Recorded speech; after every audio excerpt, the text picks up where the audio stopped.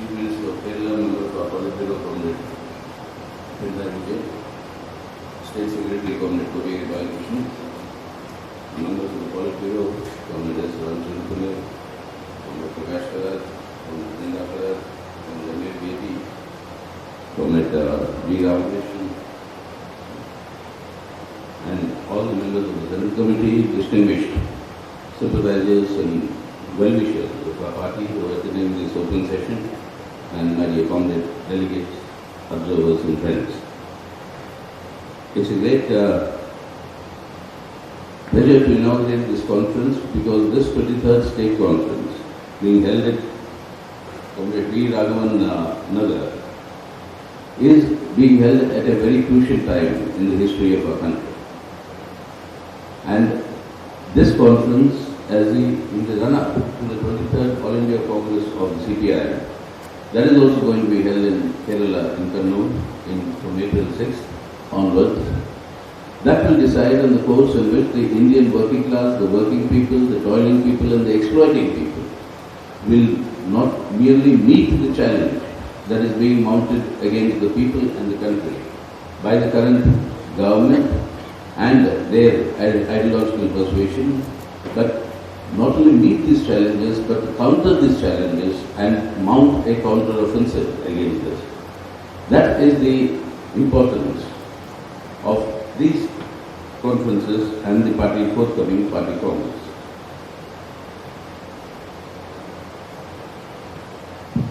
മുഖ്യമന്ത്രി പിണറായി മറ്റ് BB അംഗങ്ങൾ പ്രതിനിധി സഖാക്കളെ ഈ സമ്മേളനത്തിൽ ഓപ്പൺ സെഷൻ പങ്കെടുക്കുന്ന വിശിഷ്ട വ്യക്തികൾ നിരീക്ഷക സുഹൃത്തുക്കളെ സഖാവ് V. രാഘവന്റെ പേരിലുള്ള നഗറിൽ നടക്കുന്ന ഈ സംസ്ഥാന സമ്മേളനത്തിൽ പങ്കെടുക്കുന്നതിൽ എനിക്കേറെ അഭിമാനവും സന്തോഷവുമുണ്ട്.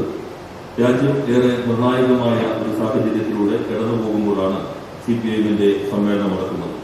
ഈ സമ്മേളനത്തിന്റെ തുടർച്ചയിൽ പാർട്ടിയുടെ അഖിലേന്ത്യാ സമ്മേളനം പാർട്ടി കോൺഗ്രസ് കേരളത്തിൽ തന്നെയാണ്, കണ്ണൂരിലാണ് നടക്കുന്നത്.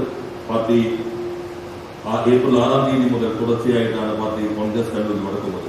ഈ കോൺഗ്രസ് ഈ രാജ്യം നേരിടുന്ന വെല്ലുവിളികൾ, തൊഴിലാളി വർഗം നേരിടുന്ന വെല്ലുവിളികൾ, ചൂഷിത വർഗം, പാർശ്വവൽക്കരിക്കപ്പെട്ട ജനവിഭാഗങ്ങൾ അവരാകെ നേരിടുന്ന പ്രശ്നങ്ങളും വെല്ലുവിളികളും അവയെ ചർച്ച ചെയ്യുക മാത്രമല്ല, രാജ്യത്ത് ആധിപത്യം സ്ഥാപിക്കാൻ ശ്രമിക്കുന്ന പ്രത്യയശാസ്ത്രത്തിന്റെ ഇടപെടലുകളെ കൂടി പരിശോധിക്കുകയും അതിനെ മറികടക്കാനും പ്രതിരോധിക്കാനുമുള്ള നയവും നിലപാടുകളും ആവിഷ്കരിക്കുകയും ചെയ്യുന്നു എന്ന പ്രാധാന്യമാണ് party കോൺഗ്രസിനുള്ളത്. What is the way forward? And in that way forward, Kerala is showing the way.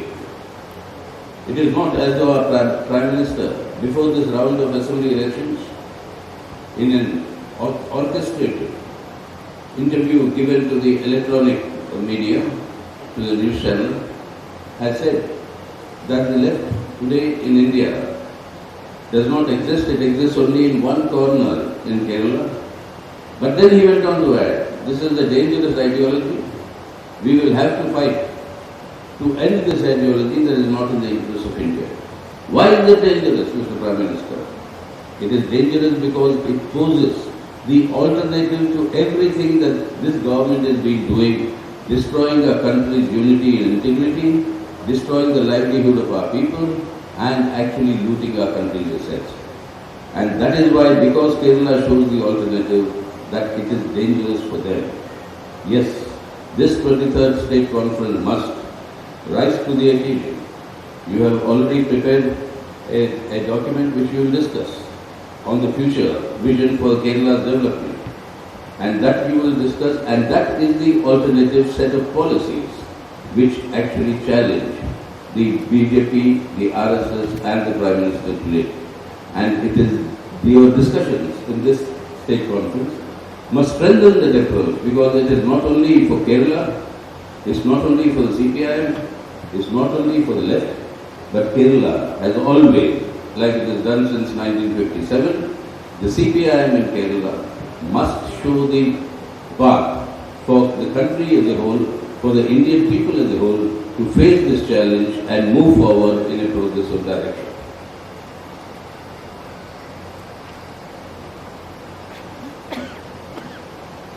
നിയമസഭാ തെരഞ്ഞെടുപ്പുകൾക്ക് മുന്നോടിയായി നടത്തിയ ഒരു അഭിമുഖത്തിൽ, ദൃശ്യമാധ്യമങ്ങൾക്ക് നൽകിയ അഭിമുഖത്തിൽ രാജ്യത്തിന്റെ പ്രധാനമന്ത്രി ഒരു കാര്യം സൂചിപ്പിക്കുകയുണ്ടായി. ഇന്ത്യയിൽ ഒരു മൂലയിൽ മാത്രമാണ് ഇടതുപക്ഷമുള്ളത്, കേരളത്തിൽ മാത്രമാണുള്ളതെങ്കിലും ഏറെ അപകടകരമായ ഒരു പ്രത്യയശാസ്ത്രമാണ് അവർ പ്രതിനിധീകരിക്കുന്നത്. അത് ഈ രാജ്യത്തിന് അപകടം സൃഷ്ടിക്കുന്നതാണ്. അതുകൊണ്ട് അവരെ ഇല്ലാതാക്കുക എന്നുള്ളത് ഞങ്ങളുടെ പ്രധാനപ്പെട്ട ലക്ഷ്യമാണ് എന്ന് അദ്ദേഹം സൂചിപ്പിക്കുകയുണ്ടായി. എന്തുകൊണ്ടാണ് ഞങ്ങളുടെ പ്രത്യയശാസ്ത്രം അപകടകരമാകുന്നത്? അത് BJP സർക്കാർ മുന്നോട്ട് വയ്ക്കുന്ന, നടപ്പിലാക്കുന്ന രാജ്യത്തിനെതിരായിട്ടുള്ള, ഐക്യത്തിനെതിരായിട്ടുള്ള, ഈ രാജ്യത്തിന്റെ അഖണ്ഡതയെ തകർക്കുന്ന എല്ലാ നയങ്ങൾക്കും എതിരായ ബദൽ ഇടതുപക്ഷം മുന്നോട്ട് വയ്ക്കുന്നു. മനുഷ്യ ജീവിതത്തിന്റെ വഴികളെല്ലാം അടയ്ക്കുന്നതിനെതിരെയുള്ള നയങ്ങൾക്ക് ബദലായിട്ടുള്ള രീതികൾ ഇടതുപക്ഷം മുന്നോട്ട് വയ്ക്കുന്നു. ഈ രാജ്യത്തിന്റെ ആസ്തികൾ കൊള്ളയടിക്കുന്നതിനെതിരായിട്ടുള്ള ബദൽ ഇടതുപക്ഷം മുന്നോട്ട് വയ്ക്കുന്നു. ആ ബദൽ നയത്തിന്റെ പ്രയോഗത്തിന്റെ വേദിയായി കേരളം മാറുന്നു. അതുകൊണ്ടാണ് കേരളം ഇടതുപക്ഷവും അപകടകരമായി പ്രധാനമന്ത്രിക്കും BJPക്കും തോന്നുന്നത്. ഈ ബദൽ ശക്തിപ്പെടുത്തുക എന്നതാണ് ഇമ്മന്റെ ഉത്തരവാദിത്തം എന്നുള്ളത്. ഈ സംസ്ഥാന സമ്മേളനം പ്രത്യേകമായി ഭാവി കേരളത്തിന്റെ കാഴ്ചപ്പാടും വികസന സമീപനവും ചർച്ച ചെയ്യുന്നു എന്നത് പ്രത്യേകം ശ്രദ്ധിക്കേണ്ടതാണ്. അത് ശരിയായ രൂപത്തിൽ ബദൽ ശക്തിപ്പെടുത്തുന്നതിന് സഹായകരമായിരിക്കും എന്ന് ഞാൻ കരുതുന്നു. BJPയും RSSും പ്രധാനമന്ത്രി മുന്നോട്ട് വയ്ക്കുന്ന ഈ രാജ്യത്തിനെതിരായിട്ടുള്ള നയങ്ങളെ, വെല്ലുവിളികളെ പ്രതിരോധിക്കാൻ കഴിയുന്ന കാഴ്ചപ്പാട് കേരളത്തിനും ഇടതുപക്ഷത്തിനും മുന്നോട്ട് വയ്ക്കാൻ കഴിയണം. കേരളം എക്കാലത്തും രാജ്യത്തിന് വഴികാട്ടിയായിട്ടുണ്ട്. 1957 ചരിത്രം സൃഷ്ടിച്ചുകൊണ്ട് രാജ്യത്തിന് വഴി തെളിയിച്ചതുപോലെ ഇന്നത്തെ കാലഘട്ടത്തിൽ രാജ്യവും ജനങ്ങളും നേരിടുന്ന വെല്ലുവിളികൾ, അതിനെ അഭിമുഖീകരിക്കാൻ, മറികടക്കാൻ കഴിയുന്ന കരുത്തായ വഴി തെളിയിക്കുന്നതിന് വേണ്ടി കേരളത്തിന് കഴിയുമെന്ന് ഞാൻ പ്രതീക്ഷിക്കുന്നു. These 4 years since the last state conference in Kerala and the last All India Party Congress have been years where there is a further consolidation of the right-wing offensive in our country. The BJP is advancing the fascistic RSS's Hindutva agenda relentlessly. At the same time, it is aggressively pursuing neoliberal policies accompanied by the loot of national assets. A corporate communal nexus has been developed in the country, which is leading to the worst form of crony capitalism, and the loot of national assets and destruction of our economy is accompanied by growing authoritarian onslaughts, and this authoritarianism, through the attacks on the civil liberties and democratic rights of the people, has been growing unabated during the last 4 years.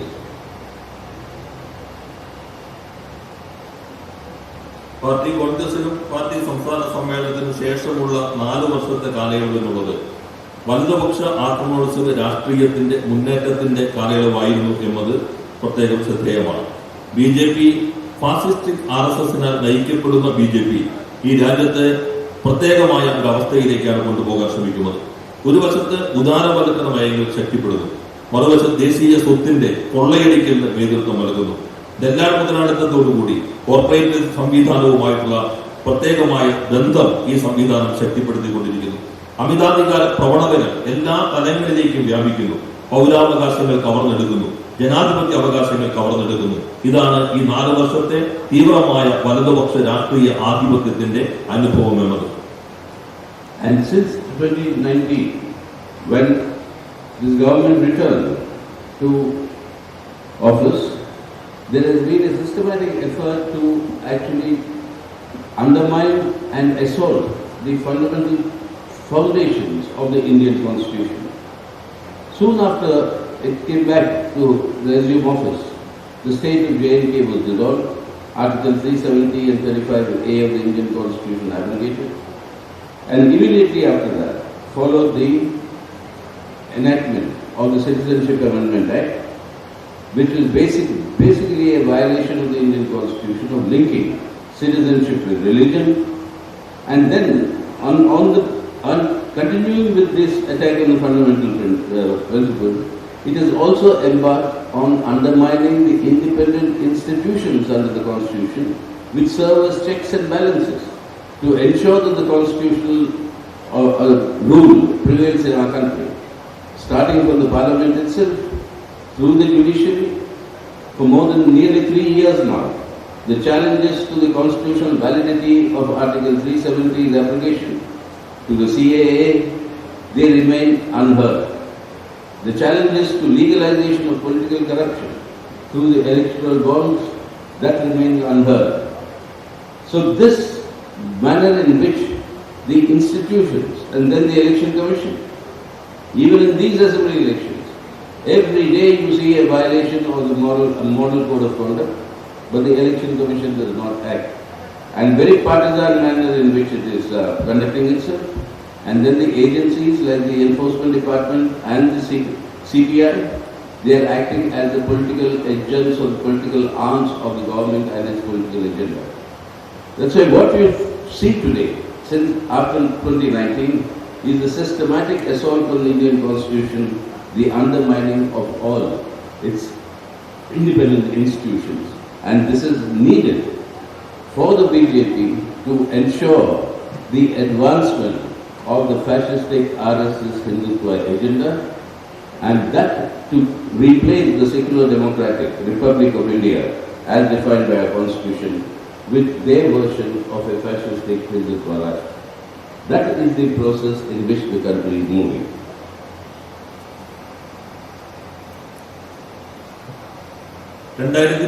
ലാണ് ഈ സർക്കാർ, കേന്ദ്ര സർക്കാർ വീണ്ടും അധികാരത്തിലേക്ക് തിരിച്ചു പോകുന്നത്. അന്നു മുതൽ സംഘടിതമായ ശ്രമം വഴി നമ്മുടെ ഭരണഘടനയുടെ അടിസ്ഥാന ശിലകളെ അട്ടിമറിക്കുന്നതിനാണ് ശ്രമിച്ചുകൊണ്ടിരിക്കുന്നത്. ജമ്മുകാശ്മീർ സംസ്ഥാനം ഇല്ലാതാക്കിയത്, ആർട്ടിക്കിൾ 370 റദ്ദു ചെയ്തത്, പൗരത്വ ഭേദഗതി നിയമം കൊണ്ടുവന്നത് എല്ലാം ഇതിന്റെ ഭാഗമാണ്. പൗരത്വ ഭേദഗതി നിയമം വഴി മതവും പൗരത്വവും തമ്മിൽ ബന്ധപ്പെടുത്തി അത് ഭരണഘടന അടിസ്ഥാന കാഴ്ചപ്പാടിൽ നിന്നുള്ള പൂർണ്ണമായ വ്യതിയാനമാണ്. അതോടൊപ്പം തന്നെ ഭരണഘടന അനുശാസിക്കുന്ന സ്വതന്ത്രമായ സ്ഥാപനങ്ങൾ, അവയ്ക്ക് ഓരോന്നിലും പ്രത്യേകമായിട്ടുള്ള ഇടം നമ്മുടെ ഭരണഘടന ഉറപ്പു നൽകുന്നുണ്ട്. ആ സ്വതന്ത്ര സ്ഥാപനങ്ങളെ അട്ടിമറിക്കുന്നതിലും ഈ ഭരണം ശ്രമിച്ചുകൊണ്ടിരിക്കുന്നു. പാർലമെന്റ്, ജുഡീഷ്യറി ഇവയെല്ലാം തന്നെ അതിന്റെ സ്വതന്ത്രമായ സ്വഭാവത്തെ മാറ്റുന്നതിനാണ് സർക്കാർ ശ്രമിക്കുന്നത്. ഈ കഴിഞ്ഞ 3 വർഷമായി ഇന്ത്യയുടെ ഉന്നത നീതിപീഠത്തിന് മുൻപിൽ ആർട്ടിക്കിൾ 370 റദ്ദു ചെയ്തതിനെതിരെയും പൗരത്വ ഭേദഗതി നിയമത്തിനെതിരെയുമുള്ള കേസുകൾ നിൽക്കുകയാണ്. അവ കേൾക്കാൻ തയ്യാറായിട്ടില്ല എന്നത് കാണേണ്ടതുണ്ട്. അതോടൊപ്പം തന്നെ രാഷ്ട്രീയമായ അഴിമതിയുടെ നിയമവൽക്കരണത്തിന്റെ വേദിയായിട്ടുള്ള തെരഞ്ഞെടുപ്പ് ബോണ്ടുകൾക്കെതിരെയുള്ള കേസും സുപ്രീം കോടതി ഇതുവരെയും കേട്ടിട്ടില്ല എന്നതും ശ്രദ്ധേയമാണ്. തെരഞ്ഞെടുപ്പ് കമ്മീഷൻ മറ്റൊരു സ്വതന്ത്ര സംവിധാനമാണ്. ആ തെരഞ്ഞെടുപ്പ് കമ്മീഷനെയും രാഷ്ട്രീയമായ താല്പര്യങ്ങൾക്ക് വേണ്ടി സർക്കാർ ഉപയോഗിക്കുകയാണ്.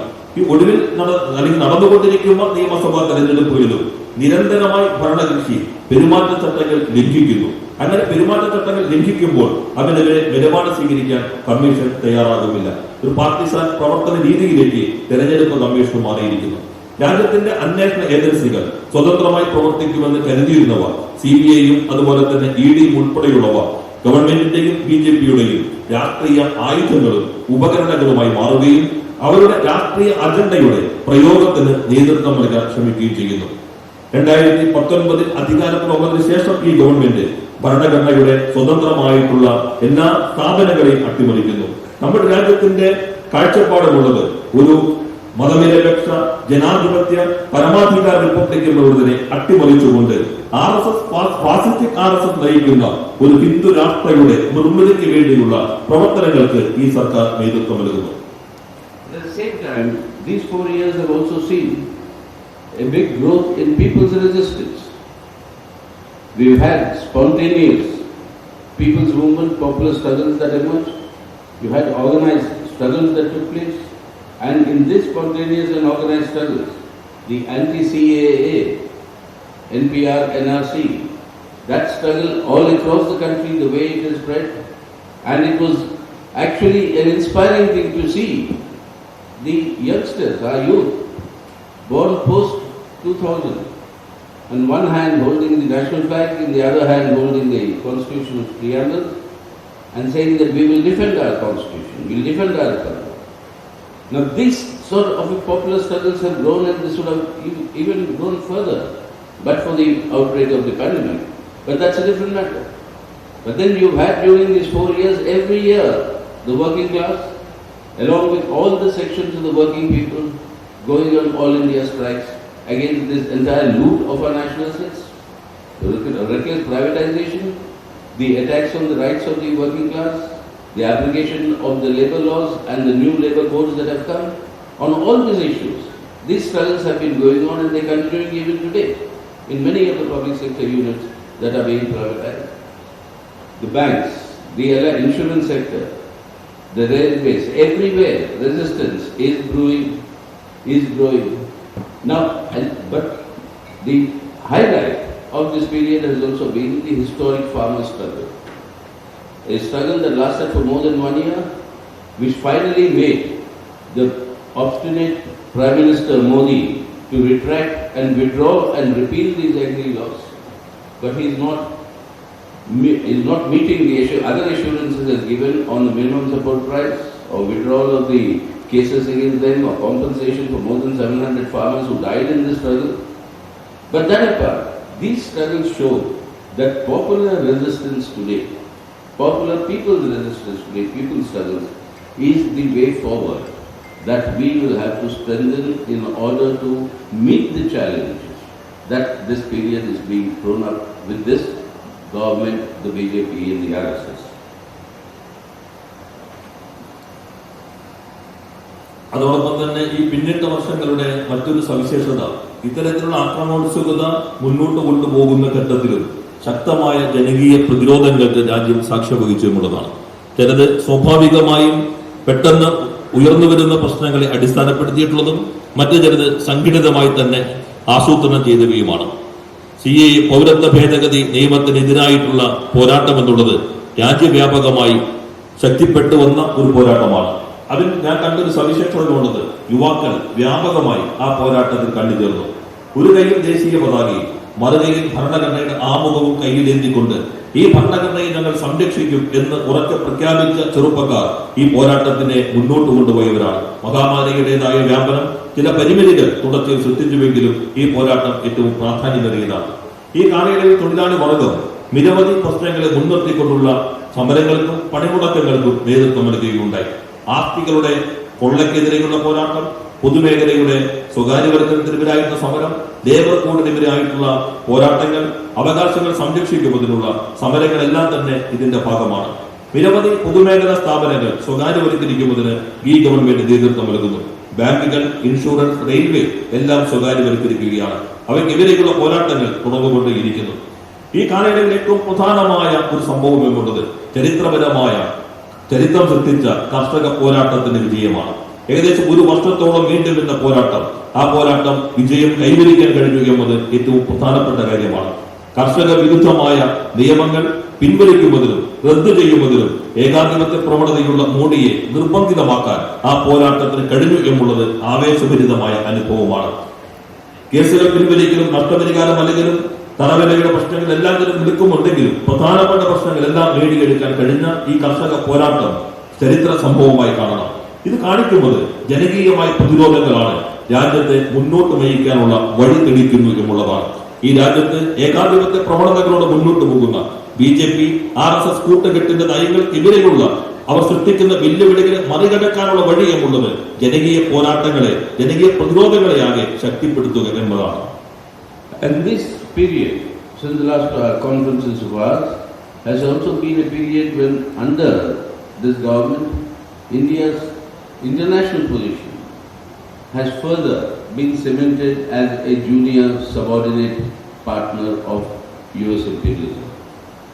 During these 4 years, the strategic and the military ties and agreements between US imperialism and India have not only deepened but they have widened, and India joining all these imperialist sponsored groupings and therefore taking a partisan position is actually been undermining India's independent foreign policy and its standing in the world.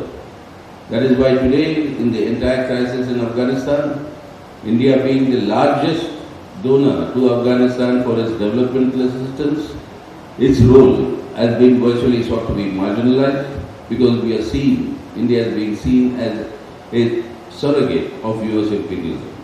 Now this is happening, all these developments are happening in the background of important international developments as well, along with this national developments that we will have to assess.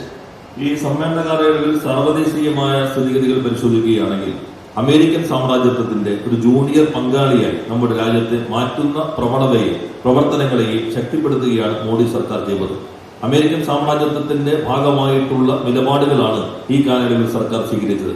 American തന്ത്രത്തിന്റെ ഭാഗമായി രൂപീകരിക്കപ്പെടുന്ന സാമ്രാജ്യത്വ കൂട്ടായ്മകളുടെ എല്ലാത്തിന്റെയും ഭാഗമാകാൻ ഇന്ത്യക്ക് ഒരു മടിയും ഉണ്ടായില്ല.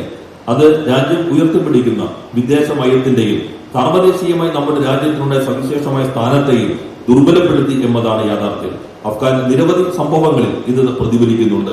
അഫ്ഗാനിസ്ഥാൻ പ്രശ്നത്തിൽ അവസാനമായി പ്രതികരിക്കുന്ന ഒരു അവസ്ഥയിലേക്ക്, നിലപാട് സ്വീകരിക്കുന്നതിലേക്ക് എത്തുന്ന ഇന്ത്യയുടെ അവസ്ഥ എന്നുള്ളത് ഇതെല്ലാം പാർശ്വവൽക്കരിക്കപ്പെട്ട രാജ്യത്തിന്റെ അവസ്ഥയുടെ ഒരു പ്രതിഫലനമാണ്.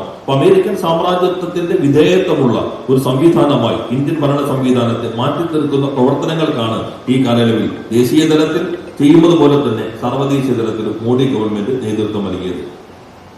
In this period, the most important development during the last 4 years has actually been the scourge of this pandemic and the manner in which both internationally and domestically in India, the ruling classes have mismanaged, grossly mismanaged. The handling of this pandemic has led to a large number of unnecessary deaths and great miseries on the people, globally as well as in India. And globally, this pandemic is being allowed to produce more new mutants, because what is the only, hopefully the only, so far known scientific knowledge, is that when everybody is vaccinated in the world, can you protect everybody in the world? If there is somebody who is unsafe, then all of us are unsafe, because a new mutant can develop. That is what has been happening. And that is because of the vaccine inequality, the manner in which the capitalist countries, mainly the rich capitalist countries, have hoarded the vaccines, stopped the vaccines from reaching the poorer countries, and refused to remove the patent regime and the royalties that have to be paid to purchase the tariffs. Now all this put together has created a vaccine inequality, which is leading to the continuation of this pandemic and new variants coming. Hopefully, after this Omicron, they are now saying a newer one has come already.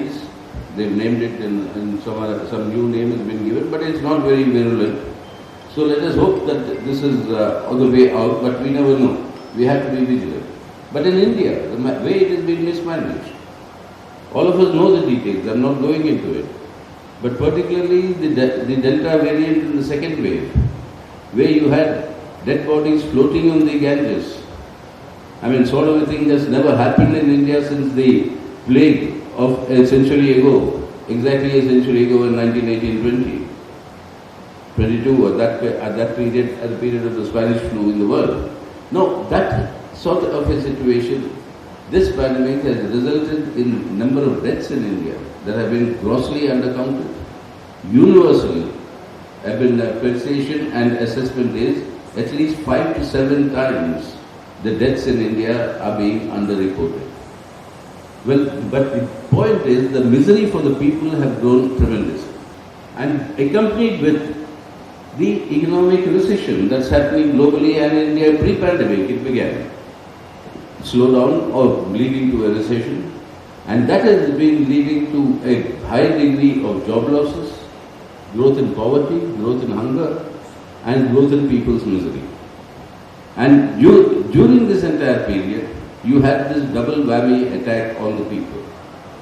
The economic slowdown and recession and the pandemic impact. And together, the people's suffering has exponentially risen during these last 4 years, both in India as well as globally. ഈ 4 വർഷം സമ്മേളന കാലയളവിൻ്റെതായ ഈ 4 വർഷം ഏറ്റവും പ്രധാനപ്പെട്ട ഒരു സംഭവവും സർവ്വദേശീയമായും ദേശീയമായും മഹാമാരി സൃഷ്ടിച്ചിട്ടുള്ള ആഘാതങ്ങളാണ്. ഈ മഹാമാരിയെ കോവിഡിനെ നേരിടുന്നതിൽ ഭരണവർഗം പരാജയപ്പെട്ടുമുള്ളതാണ്. ഭരണവർഗത്തിന്റെ തെറ്റായ ആസൂത്രണ സമീപനങ്ങൾ, മിസ്മാനേജ്മെന്റും അനാവശ്യമായ മരണങ്ങൾ സൃഷ്ടിക്കുകയുണ്ടായി. ആഗോളമായും അത് കാണാൻ കഴിയും, നമ്മുടെ രാജ്യത്തും അത് കാണാൻ കഴിയും. ഇതിന്റെ ഭാഗമായി പുതിയ വകഭേദങ്ങൾ ഈ വൈറസിന് സംഭവിച്ചുകൊണ്ടിരിക്കുന്നു. ശാസ്ത്രീയമായ ധാരണകൾ വെച്ച് പരിശോധിക്കുകയാണെങ്കിൽ എല്ലാവരും വാക്സിനേറ്റ് ചെയ്യപ്പെട്ടാൽ മാത്രമാണ് എല്ലാവരും സുരക്ഷിതരാവുകയുള്ളൂ. ആരെങ്കിലും സുരക്ഷിതരല്ലെങ്കിൽ, ആരെങ്കിലും വാക്സിനേറ്റ് ചെയ്യാൻ അവശേഷിക്കുന്നുണ്ടെങ്കിൽ എല്ലാവരും അപകടത്തിലേക്ക് പോകുമെന്നുള്ളതാണ്. അത് വാക്സിന്റെ അസമത്വം അവസാനിപ്പിക്കേണ്ടതാണ്. വാക്സിന്റെ അസമത്വമാണ് ഇത് വീണ്ടും എടുക്കുന്നതിനും പുതിയ വകഭേദങ്ങളിലേക്ക് വികസിക്കുന്നതിനും ഉള്ള പരിസരമൊരുക്കിയത്. ദരിദ്ര രാഷ്ട്രങ്ങളിലേക്ക് വാക്സിൻ എത്തുന്നതിൽ പരിമിതികളുണ്ടായി. രാജ്യങ്ങൾക്കിടയിലും ദരിദ്ര ജനവിഭാഗങ്ങൾക്കിടയിൽ വാക്സിൻ എത്തുന്നില്ല. ഇതിന് പ്രധാനപ്പെട്ട കാരണം ബൗദ്ധിക സ്വത്തവകാശത്തിനകത്ത് ഇളവുകൾ നൽകി അതിനെ ഇല്ലാതാക്കുന്നതിനും അതോടൊപ്പം തന്നെ റോയൽറ്റി എന്നുള്ള സംവിധാനത്തെ ഈ സവിശേഷ ഘട്ടത്തിൽ മാറ്റുന്നതിനും വികസിത രാജ്യങ്ങൾ തയ്യാറായിട്ടില്ല എന്നുള്ളതാണ്. അപ്പോൾ വാക്സിന്റെ അസമത്വമാണ് മഹാമാരിയെ വ്യാപിപ്പിച്ച ഏറ്റവും പ്രധാനപ്പെട്ട ഒരു ഘടകമെന്നുള്ളത്. ഒമിക്രോണിന് ശേഷം വരുന്ന വ്യതിയാനങ്ങൾ അത്രയും ഗൗരവമുള്ളതല്ല എന്നുള്ള വാർത്തകളാണ് ഇപ്പോൾ വന്നുകൊണ്ടിരിക്കുന്നത്.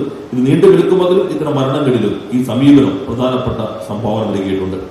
ഇന്ത്യയിലും ഈ തെറ്റായ മാനേജ്മെന്റിന്റെ ഭാഗമായി മരണം വ്യാപിച്ചു എന്നുള്ളതിന്റെ എല്ലാ ഭാഗവും ഞാൻ വിശദീകരിക്കുന്നില്ല. അത് പൊതു സമൂഹത്തിന്റെ മുൻപിലുള്ള വസ്തുതകളാണ്.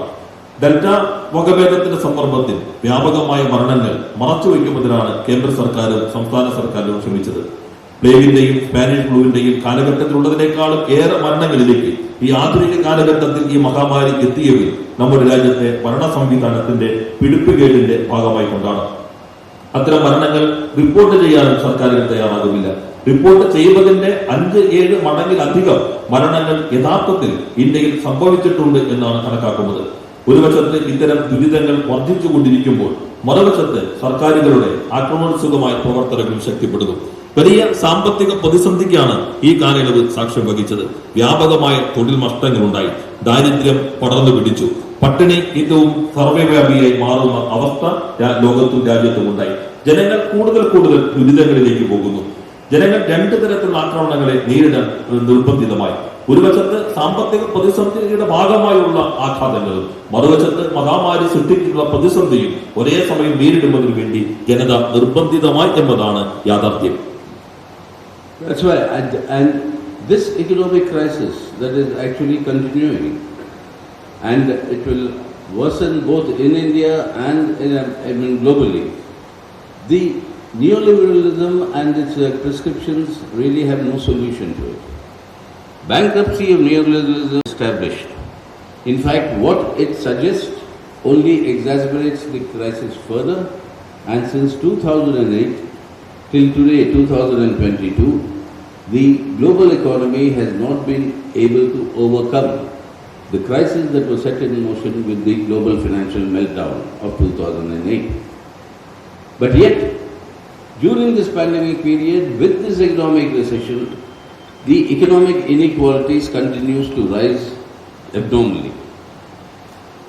Neoliberalism, though it is bankrupt in providing a solution to this capitalist crisis, through its prescriptions is actually ensuring that its objective of maximization of profits continues to develop, and that was designed through the stimulus packages that were announced by the advanced capitalist countries and by almost all countries, including the sort of stimulus package that was being announced in India by this government.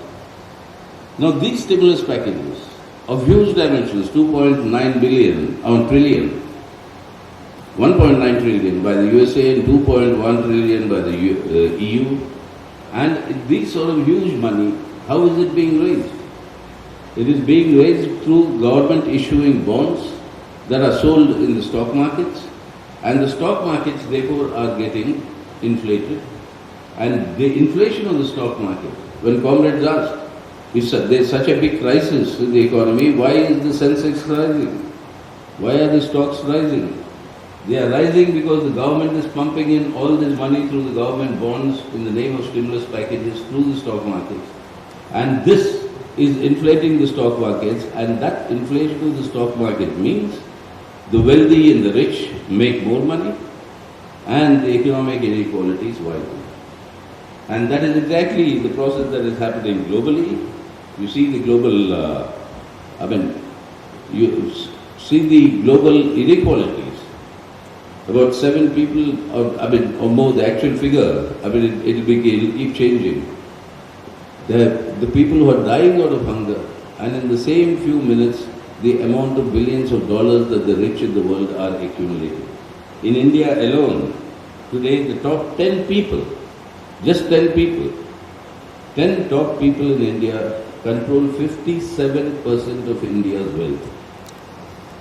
and the bottom 50% have only 13% of India's wealth. That is the degree of inequality. So the neoliberalism may be bankrupt in providing a solution, but with a vengeance it is actually extracting its objective of maximizing profits, deepening exploitation of people, and intensification of this exploitation is leading to growth in poverty, hunger, unemployment, all across the world and particularly in India. In India alone, these figures are all there in our draft political resolution of Party Congress. I am not repeating it, but international agencies have today said that India today has a serious level, is a country with a serious level of hunger. India today is the country with the highest growth in unemployment. India today contributes 60% of the growth of global poverty. That is 60% of the people who have been pushed into poverty belong to India. So this is the state of the, and on top of this come your price rises, the manner in which this government is dealing with it. So the life of our people is being, more and more miseries are being mounted on our people, not only due to pandemic mishandling, but also due to this deepening economic crisis globally and in the country. സർവദേശീയമായും രാജ്യത്തും സാമ്പത്തിക പ്രതിസന്ധി തുടരുകയാണ്. നവ ഉദാരവൽക്കരണ നയങ്ങൾക്ക് ഈ പ്രതിസന്ധി പരിഹരിക്കാൻ കഴിയുമില്ല എന്നതാണ് യാഥാർത്ഥ്യം. അവ അക്കാര്യത്തിൽ പാപ്പരീകരിക്കപ്പെട്ട നയങ്ങളാണ് പിന്തുടരുന്നത്. പരിഹരിക്കാൻ കഴിയുന്നില്ല എന്ന് മാത്രമല്ല, നവ ഉദാരവൽക്കരണ നയം മുന്നോട്ട് വയ്ക്കുന്ന പരിഹാര മാർഗങ്ങളുടെ കുറിപ്പടികൾ യഥാർത്ഥത്തിൽ ഈ പ്രതിസന്ധിയെ കൂടുതൽ രൂക്ഷമാക്കുകയാണ് ചെയ്യുന്നത്. 2009 മുതൽ ഇങ്ങോട്ടുള്ള കാലയളവ് നോക്കിക്കഴിഞ്ഞാൽ അത്തരത്തിലുള്ള പരിഹാര മാർഗങ്ങൾ കൂടുതൽ പ്രതിസന്ധി ആഗോളമായി തന്നെ ശക്തിപ്പെടുത്തിയിരിക്കുന്നു. ലോക സമ്പദ്ഘടന നേരിടുന്ന പ്രതിസന്ധി മറികടക്കുന്നതിന് ഈ കാലയളവിൽ കഴിഞ്ഞിട്ടില്ല എന്നതാണ് വസ്തുത. മഹാമാരി സൃഷ്ടിക്കപ്പെട്ട പ്രശ്നങ്ങളും സാമ്പത്തിക അസമത്വത്തിന്റേതുമായിട്ടുള്ള ഇന്നത്തെ അവസ്ഥ, സാമ്പത്തിക പ്രതിസന്ധിയുടേതുമായ ഇന്നത്തെ അവസ്ഥ അസാധാരണമായ സാമ്പത്തിക അസമത്വം ലോകത്ത് സൃഷ്ടിച്ചു എന്നുള്ളതാണ്. നവ ഉദാരവൽക്കരണത്തിന്റെ കുറിപ്പടികൾ ലാഭം പരമാവധി ഉണ്ടാക്കുന്നതിന് സഹായിക്കുന്ന സമീപനം മാത്രമാണ് മുന്നോട്ട് വയ്ക്കുന്നത്. ഈ കാലയളവിൽ വിവിധ സർക്കാരുകൾ പ്രഖ്യാപിച്ചിട്ടുള്ള ഉത്തേജക പാക്കേജുകൾ, അമേരിക്കയുടെ 1 ട്രില്യൺ ഉൾപ്പെടെയുള്ള പാക്കേജുകൾ വലിയ പണം ചെലവഴിക്കുന്നതിൻ്റെതായ പ്രഖ്യാപനങ്ങളാണെങ്കിലും ഈ പണം പൂർണ്ണമായും സമ്പന്നർക്ക് വേണ്ടിയാണ് മാറ്റിവെക്കുന്നത്.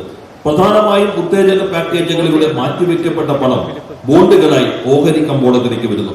ഓഹരി കമ്പോളത്തിലേക്ക് സർക്കാർ ബോണ്ടുകൾ വഴി വരുന്നതോടെ ഓഹരിയുടെ മൂല്യം വർദ്ധിക്കുന്നു. ഓഹരികൾ കുതിച്ചു കയറുന്നതായ ഒരു പ്രതീതി സൃഷ്ടിക്കുന്നു. ആ പ്രതീതി സൃഷ്ടിക്കുന്നത് യഥാർത്ഥത്തിൽ സർക്കാർ അവിടെ പണം ഇറക്കുന്നതിന് ഭാഗമായി കൊണ്ടാണ്. ഇത് സമ്പന്നർക്ക് കൂടുതൽ അവരുടെ സമ്പത്ത് വർദ്ധിപ്പിക്കുന്നതിന് സഹായകരമാവുകയും മറുവശത്ത് അസമത്വത്തിന്റെ അതിതീവ്രമായ വ്യാപനത്തിന് വഴിയൊരുക്കുകയും ചെയ്യുന്നു. അസമത്വം അസാധാരണമായ രൂപത്തിൽ ലോകത്തെല്ലാ രാജ്യങ്ങളിലും ശക്തിപ്പെടുന്നു. ഒരു വശത്ത് സമ്പന്നരുടെ സമ്പത്തിൽ ബില്യൺ കണക്കിന് കുന്നുകൂടൽ നടക്കുമ്പോൾ മറുവശത്ത് ദാരിദ്ര്യത്തിലേക്ക് വീഴുന്ന ജനങ്ങളുടെ എണ്ണവും വർദ്ധിച്ചുകൊണ്ടിരിക്കുന്നു. ഇന്ത്യയുടെ സ്ഥിതിയും വ്യത്യസ്തമല്ല. നമ്മുടെ രാജ്യത്തെ ഏറ്റവും സമ്പന്നരായ 10 പേരാണ് ഇന്ത്യയുടെ സമ്പത്തിന്റെ 57% കൈയടക്കി വെച്ചിട്ടുള്ളത്. രാജ്യത്തിന്റെ ജനസംഖ്യയുടെ 50% കയ്യിലുള്ളത് രാജ്യസമ്പത്തിന്റെ കേവലം 13% മാത്രമാണ്. അസമത്വത്തിന്റെ അതിതീവ്രമായ വ്യാപനം, പാപ്പരീകരണം ശക്തിപ്പെടുത്തുമ്പോൾ അതിനുള്ള പരിഹാര മാർഗങ്ങളൊന്നും മുന്നോട്ട് വയ്ക്കാൻ ഈ നയത്തിന് കഴിയില്ല എന്നുള്ളത് നയത്തിന്റെ നവ ഉദാരവൽക്കരണത്തിന്റെ പരാജയത്തെ കുറെ കൂടി വ്യക്തമാക്കുന്നു. ചൂഷണം ശക്തിപ്പെടുത്തുവാൻ സഹായകരമാകുന്ന പരിഹാര മാർഗങ്ങൾ ദാരിദ്ര്യം വർദ്ധിപ്പിക്കുന്നു, തൊഴിലില്ലായ്മ വർദ്ധിപ്പിക്കുന്നു. ഇന്ത്യയിലും ഇത് ഗൗരവമായ സാഹചര്യമാണ് സൃഷ്ടിച്ചിട്ടുള്ളത്. അതിന്റെ വിശദാംശങ്ങൾ കരട് രാഷ്ട്രീയ പ്രമേയത്തിനകത്ത് വിശദാംശങ്ങൾ വ്യക്തമാക്കുന്നുണ്ട്. ചില കാര്യങ്ങൾ ഞാൻ സൂചിപ്പിക്കാം. ദാരിദ്ര്യത്തിന്റെ സ്ഥിതി എടുത്തു കഴിഞ്ഞാൽ അന്തർദേശീയമായിട്ട് റിപ്പോർട്ടുകൾ പറയുന്നത് ഇന്ത്യ നേരിടുന്നത് ഗൗരവമായ സ്ഥിതി എന്നുള്ളതാണ്. ആദ്യമായിട്ടാണ് ഇങ്ങനെ ഒരു പരാമർശം ദാരിദ്ര്യത്തെ സംബന്ധിച്ച് നമ്മുടെ രാജ്യത്ത് ഉണ്ടാകുന്നത്. അതോടൊപ്പം തന്നെ തൊഴിലില്ലായ്മ ഏറ്റവും ഉയർന്ന നിലയിലേക്ക് എത്തുന്നു. ദാരിദ്ര്യത്തിന്റെ വളർച്ചാ നിരക്കിന്റെ 60% സംഭാവന ചെയ്ത രാജ്യമായി ഇന്ത്യ മാറിയിരിക്കുന്നു എന്നുള്ളത് ഏറെ ഗൗരവമായ സാഹചര്യമാണ്. സർക്കാർ സമീപനങ്ങളാണ് ഇത് രൂക്ഷമാക്കിക്കൊണ്ടിരിക്കുന്നത്. ജനജീവിതം കൂടുതൽ ദുരിതപൂർണമായി കൊണ്ടിരിക്കുന്നു. ഈ നയങ്ങൾ ഇതിനെ കുറെ കൂടി ശക്തിപ്പെടുത്തുകയും ലാഭത്തെ വർദ്ധിപ്പിക്കുകയും മാത്രമാണ് ചെയ്യുന്നത്. That's why, instead of addressing these issues of people's concern, what is the main today focus of US imperialism and in the world and in the international relations? That how to strengthen US imperialist hegemony further in the post-COVID world.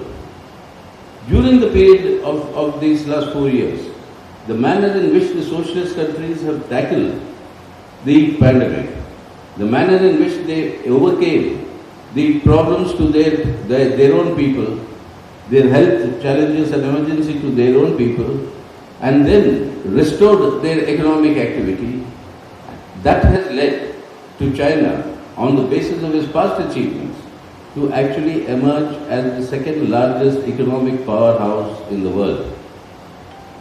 This China's growing global influence and its growing strength, that is being seen by US imperialism as a major threat to its own hegemony.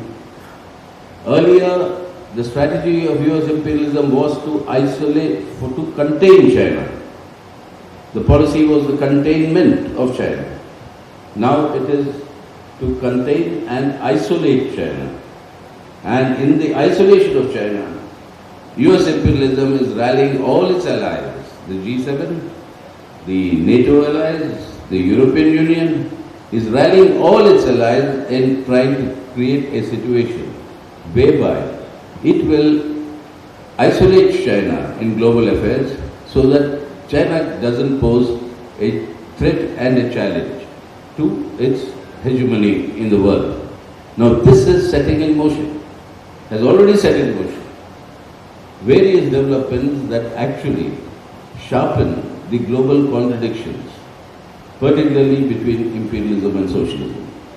And this process will have a far-reaching effect in the international developments in the coming period. So along with intensifying exploitation, that is the contradiction between labor and capital, along with greater pressures on the third world, on the developing countries, contradiction between imperialism and the developing countries, and the tensions that are growing among the imperialist centers. They are not bigger contradictions, but tensions that are developing how to deal with China, how to deal with the current Ukraine crisis. I'll just come to it. How to deal with that. These conflicts that are coming, so you find all the four major contradictions. The central contradiction of imperialism versus socialism, inter-imperialist tensions and certain degrees of conflicts that are rising, the contradiction between imperialism and the developing countries, and the fundamental contradiction of capitalism between labor and capital. So the world is moving towards a greater degree of intensification in this contradiction that has its own dynamics. ഈ കാലയളവിൽ നേരത്തെ സൂചിപ്പിച്ചതുപോലെ അന്താരാഷ്ട്ര ബന്ധങ്ങൾ American സാമ്രാജ്യത്വ ആധിപത്യത്തെ ശക്തിപ്പെടുത്തുന്നതിനുള്ള ശ്രമങ്ങളുടേത് കൂടിയാണ്. മഹാമാരിയെ നേരിട്ട രീതിയിലും സാമ്പത്തിക സ്ഥിതിഗതികളിലും അത് പ്രതിഫലിക്കുന്നുണ്ട്. ഈ സാഹചര്യത്തിൽ ചൈന എടുത്ത സമീപനങ്ങൾ അവരുടെ ജനങ്ങളുടെ ഈ മഹാമാരിയിൽ സഹായിക്കുന്നതിലും സമ്പദ്ഘടനയെ മുന്നോട്ട് കൊണ്ടുപോകുന്നതിലും അവർ സ്വീകരിച്ച സമീപനങ്ങൾ ശ്രദ്ധേയമാണ്. ചൈന ലോകത്തെ രണ്ടാമത്തെ സാമ്പത്തിക ശക്തിയായി മുന്നേറിക്കൊണ്ടിരിക്കുന്നു. അന്താരാഷ്ട്ര സ്വാധീനം ശക്തിപ്പെടുന്നു. അതിന്റെ ഭാഗമായി തന്നെ അന്താരാഷ്ട്ര തലത്തിലുള്ള ചൈനയുടെ ശക്തിയും വർദ്ധിക്കുന്നുണ്ട്. ഇത് അമേരിക്കയുടെ അധീശത്വത്തിന് വെല്ലുവിളി സൃഷ്ടിക്കുന്നു എന്ന് അമേരിക്ക ഭയപ്പെടുന്നു. ഇത്തരം വെല്ലുവിളി തന്ത്രപര പ്രാധാന്യമുള്ള ഒരു വെല്ലുവിളിയായി അമേരിക്കൻ സാമ്രാജ്യം കാണുന്നു. അതുകൊണ്ട് ചൈനയെ ഒറ്റപ്പെടുത്തുക, ചൈനയെ വളഞ്ഞിടുക എന്ന തന്ത്രം അമേരിക്കൻ സാമ്രാജ്യത്തെ സ്വീകരിക്കുന്നു. ഈ തന്ത്രം നടപ്പിലാക്കുന്ന പ്രക്രിയയിൽ തങ്ങളുടെ എല്ലാ സഖ്യശക്തികളെയും G7, നാറ്റോ, യൂറോപ്യൻ യൂണിയൻ ഇവയെല്ലാം തന്നെ അണിനിരത്താനാണ് അമേരിക്ക ശ്രമിക്കുന്നത്. ഈ സാഹചര്യം വഴി ഒറ്റപ്പെട്ട ചൈനയെ സൃഷ്ടിക്കാം എന്നവർ കരുതുന്നു. അതുവഴി തങ്ങളുടെ ആധീശത്വത്തിന് മേലെയുള്ള വെല്ലുവിളിയെയും ഭീഷണിയെയും ഇല്ലാതാക്കാൻ കഴിയുമെന്നും അമേരിക്ക കരുതുന്നു. ഈ സംഭവ വികാസം എന്നുള്ളത് ഇനിയുള്ള നാടുകളിലെ ലോക രാഷ്ട്രീയത്തെ സ്വാധീനിക്കുന്ന പ്രധാനപ്പെട്ട ഒരു ഘടകമായി മാറുമെന്നാണ് കരുതുന്നത്. സാമ്രാജ്യത്വവും സോഷ്യലിസവും തമ്മിലുള്ള വൈരുദ്ധ്യം ഈ കാലയളവിൽ ശക്തിപ്പെടുന്നു. അത് ലോകത്തിന്റെ ഗതിവിഗതികളെ നിർണ്ണയിക്കുന്ന പുതിയ രൂപങ്ങളിലേക്ക് വികസിക്കുകയും ചെയ്യുന്നു. 4 അടിസ്ഥാന വൈരുദ്ധ്യങ്ങളും മുഖ്യ വൈരുദ്ധ്യങ്ങളും മൂലധനവും അധ്വാനവും തമ്മിലുള്ള വൈരുദ്ധ്യം അത് ഈ കാലയളവിൽ ശക്തിപ്പെട്ടിട്ടുണ്ട്. സാമ്രാജ്യത്വവും മൂന്നാം ലോക രാജ്യങ്ങളും തമ്മിലുള്ള വൈരുദ്ധ്യവും വിവിധ തലങ്ങളിൽ ഈ കാലയളവിൽ ശക്തിപ്പെട്ടത് നമുക്ക് കാണാൻ കഴിയും. സാമ്രാജ്യത്വ രാജ്യങ്ങൾ തമ്മിലുള്ള വൈരുദ്ധ്യം, ആ വൈരുദ്ധ്യവും ഈ കാലഘട്ടത്തിൽ ശക്തിപ്പെട്ടിട്ടുണ്ട്. ചൈനയുടെ ഒറ്റപ്പെടുത്തുന്ന അവരുടെ തന്ത്രത്തെ പ്രയോഗിക്കുന്നതിൽ വ്യത്യസ്ത അഭിപ്രായങ്ങൾ രാജ്യങ്ങൾ പ്രകടിപ്പിക്കുന്നത് ശ്രദ്ധേയമാണ്. ഇപ്പോൾ നിലവിലുള്ള ഉക്രൈൻ പ്രതിസന്ധി, ഞാൻ അവരുടെ വിശദാംശങ്ങളിൽ പുറകെ വരാം. ആ പ്രതിസന്ധിയെ നേരിടുന്ന കാര്യത്തിലും സാമ്രാജ്യത്വ രാജ്യങ്ങൾ തമ്മിൽ വ്യത്യസ്തമായ സമീപനങ്ങളുണ്ട്. ഇത് കാണിക്കുന്നത് 4 കേന്ദ്ര വൈരുദ്ധ്യങ്ങൾ, ഒന്ന് മുഖ്യ വൈരുദ്ധ്യമായി നിൽക്കുന്ന 4 മുഖ്യ വൈരുദ്ധ്യങ്ങളിൽ കേന്ദ്ര വൈരുദ്ധ്യമായി നിൽക്കുന്ന സാമ്രാജ്യത്വവും സോഷ്യലിസവും തന്നെയാണ്. മറ്റ് മുഖ്യ വൈരുദ്ധ്യങ്ങൾ നേരത്തെ സൂചിപ്പിച്ചതുപോലെ സാമ്രാജ്യത്വവും മൂന്നാം ലോക രാജ്യങ്ങളും തമ്മിലുള്ളതും അടിസ്ഥാന വൈരുദ്ധ്യമായ മൂലധനവും അധ്വാനവും തമ്മിലുള്ള വൈരുദ്ധ്യവും ശക്തിപ്പെടുന്നു. ഈ ശക്തിപ്പെടൽ ഓരോ വൈരുദ്ധ്യങ്ങളുടെ കാര്യത്തിലും വ്യത്യസ്ത മാനങ്ങളിൽ സംഭവിക്കുന്നു എന്നതാണ് യാഥാർത്ഥ്യം. That's why this drive for strengthening its hegemony by US imperialism is mounting its aggressiveness all across the world. Interventions in Latin America, the intensification of economic blockade of socialist Cuba, declaring Cuba and DPRK North Korea as states sponsoring terrorism, and the interventions that are continuing in the Middle East, Central Asia, in various countries.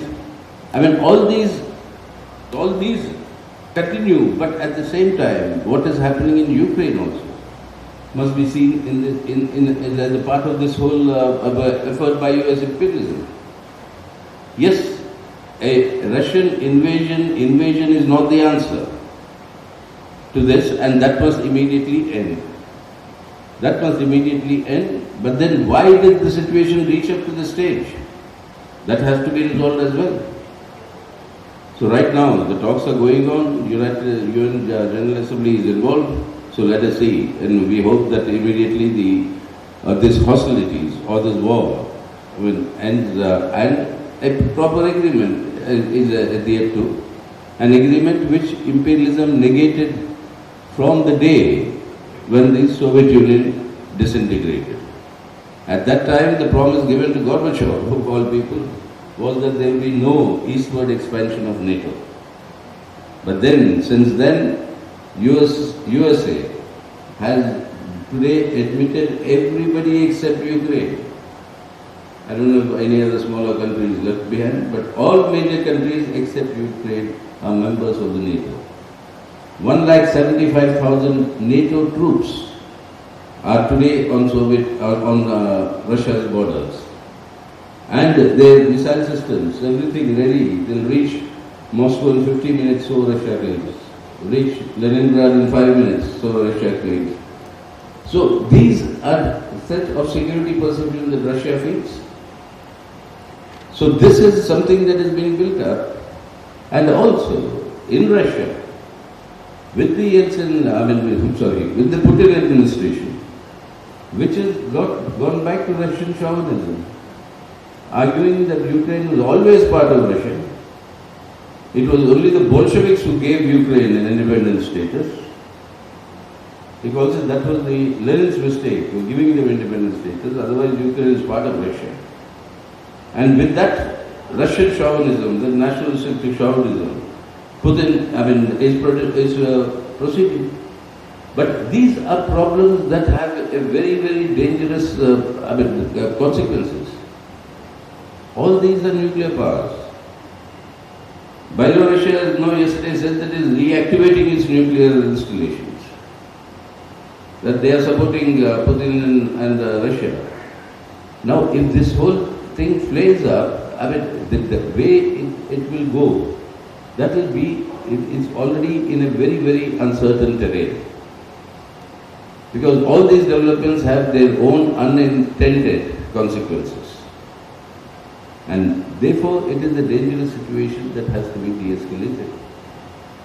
So what we are saying is, this has to stop now immediately, ceasefire, but all the agreements that were made, all the assurances that US imperialism had made in the past in the NATO, they have to be implemented.